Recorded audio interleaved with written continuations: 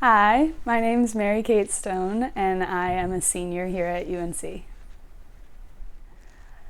Sustainability to me means shopping local and just supporting the community as a whole, buying local artists' work, going to farmers markets, and just really being super inclusive as a whole entire lifestyle while also doing the little more stereotypical sustainability things like turning the air off when you don't need the air on, or lights off when you're leaving a room, not keeping the water running, recycling, composting, growing a garden, just all of those little stereotypical things that add up, as well as including them into like an overall lifestyle change. So I'm passionate about the environment because I grew up by the beach and I've really seen such a change in the degradation of shorelines and the storms coming through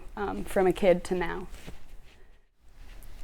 As previously mentioned about living a sustainable lifestyle, I'm a vegetarian, so that cuts down on a carbon footprint. I am especially passionate about thrifting and buying sustainably because fast fashion and the apparel industry is incredibly destructive to our environment. It's one of the leading pollutants, and the industry is only growing more. I not only shop seeking sustainable and biodegradable materials, but also anything secondhand. My desk in my room I refurbished from a thrift store. I try to use sustainable products like the parchment paper that I buy and reusable straws. So I went to Kentucky through UNC for my major capstone, and we went to plant trees on former coal mines. Did a lot of research on what best trees would help grow and regrow the forest that used to be there prior to the coal mine.